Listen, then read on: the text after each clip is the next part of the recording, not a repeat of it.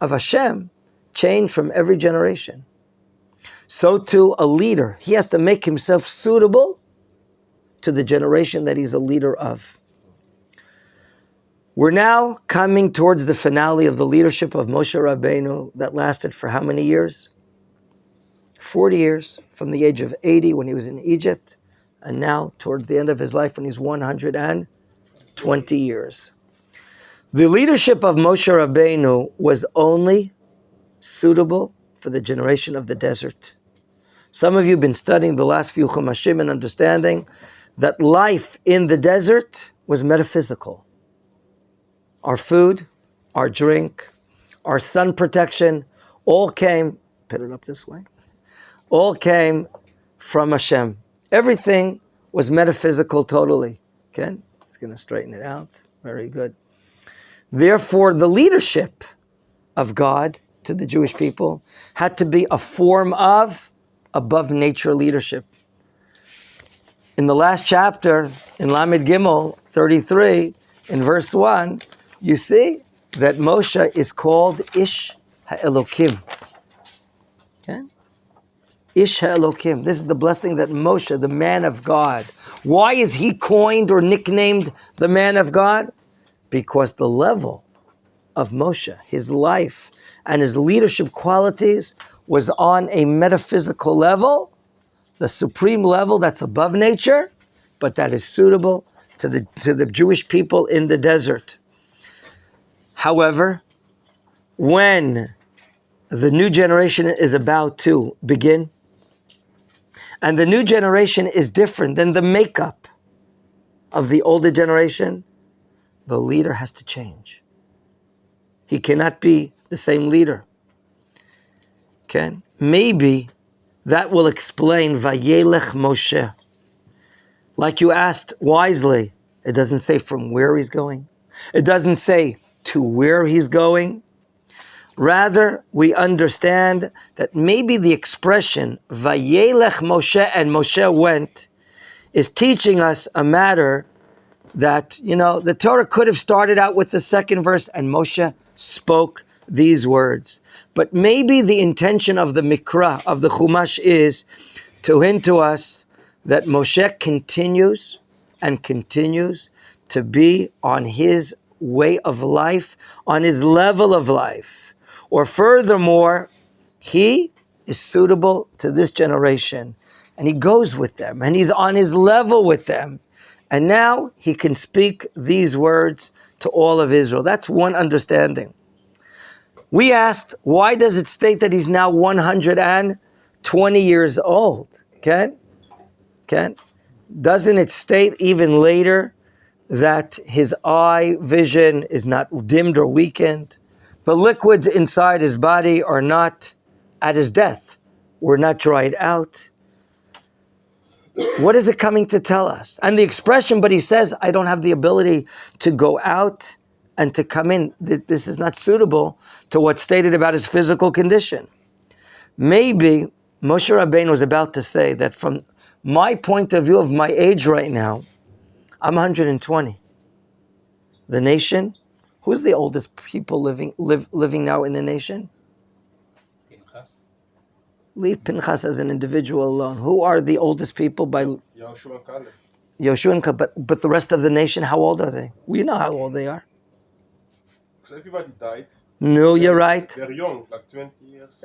So they're 60 years old, right? Those that were not yet 20 at the sin of the spies, and now lasted these so-called 40 years, so they're 60 years old. To have a leader who's 120, double the age of the nation, it's not matim, it's not suitable anymore. Now, in order for Moshe not to stand in the way of the new leadership that's about to take over, Moshe repeats what God does not allow Moshe Rabbeinu to do. Moshe is, or does he get a visa to cross the Jordan? No visa to cross the Jordan. Not even as a simple citizen, as my father-in-law Rabbi Horowitz writes. These matters are a bit sad. Moshe is saying this is the end of my life. But this is the facts of life from Adam Arishon, what the Midrash taught us that God revealed to the first man, every generation, and every leader. Now, you might have thought mistakenly that the success of the Jewish people for these 40 years, the victories of war over these last years, the ability of the Jewish people to sustain themselves is in all because of the wisdom and virtue of Moshe. You could be mistaken to say that. For that, Moshe Rabbeinu has to add, and he says here, and he says, I want to take this mistake out of the hearts of Israel. It's not me. And therefore, in verses 3 until 6, Moshe emphasizes who has been causing victory, who is sustaining you? Hashem Elokecha. Very good. And therefore, the surprising Lashon language, Vayelech Moshe, maybe also is arousing our curiosity. And there are some commentaries in saying, Moshe Rabbeinu just finished the Ne'um, the speech of the Brit, of this Parashat Nitzavim. It could be that not all of Israel has heard that speech. Okay, because the words have to get to everyone, including the wood choppers and the water drawers. Could it be that until now, whenever Moshe spoke, are you aware of the PA system he had in his throat? Are you aware the speaker system that he had? Do you know who would compound the decibels of his voice? God. As the Torah states at Mount Sinai, quote, Moshe yedaber v'ha'elokim ya'anenu bakol. Moshe would speak, but who would project his voice so that tens of thousands or even hundreds of thousands would hear his voice? What even this tenor opera singer would not be able to do in front of hundreds of thousands of people? Tell the truth, yes or no? Oh, yeah. I'm not budging until you admit to your lacking. Okay, so he admits. Even if he would sing in front of hundreds of thousands of people, they wouldn't be able to hear his voice. But Moshe, it was done.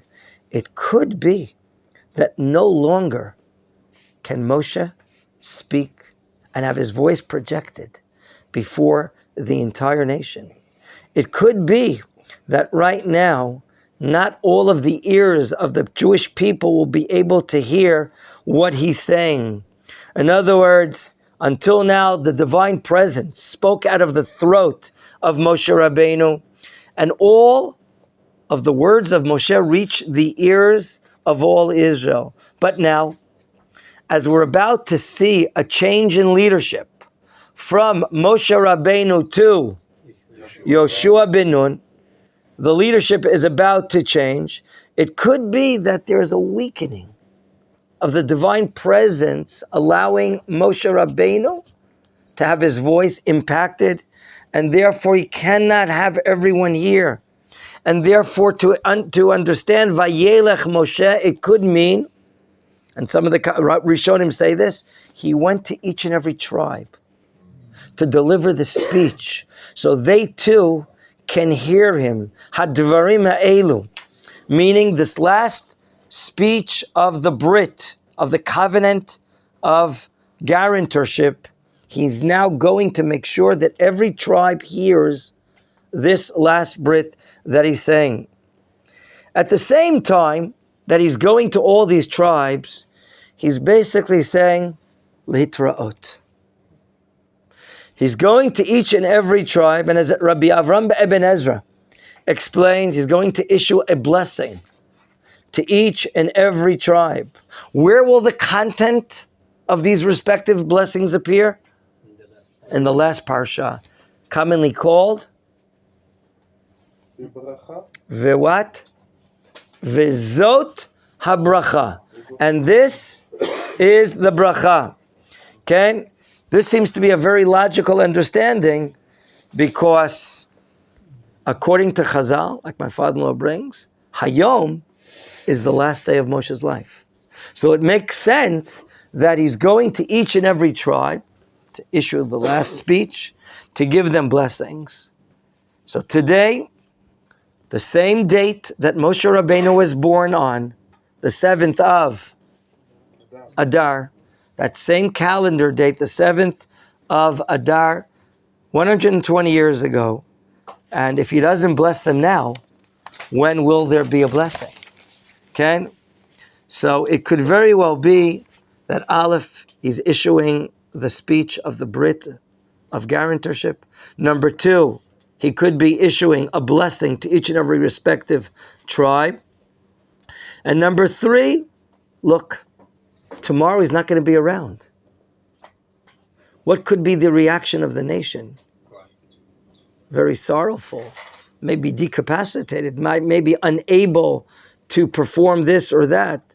So he wants to raise their spirits, uplift them before his death, that they shouldn't be too sorrowful over him. It's not him.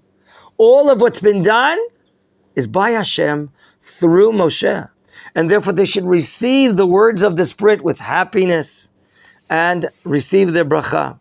In verse 3, gentlemen, you see the words of encouragement that Moshe is issuing to the nation. God, your Lord, will pass before you and he'll destroy these nations. Moshe is saying, it's not me. It is not I that's going to go before you in passing the Jordan. Why? God decreed. I'm not allowed to go into Israel. But stop being so Jewish. Stop worrying so much. Yeah, you. Jewish people are worrying too much. Don't worry.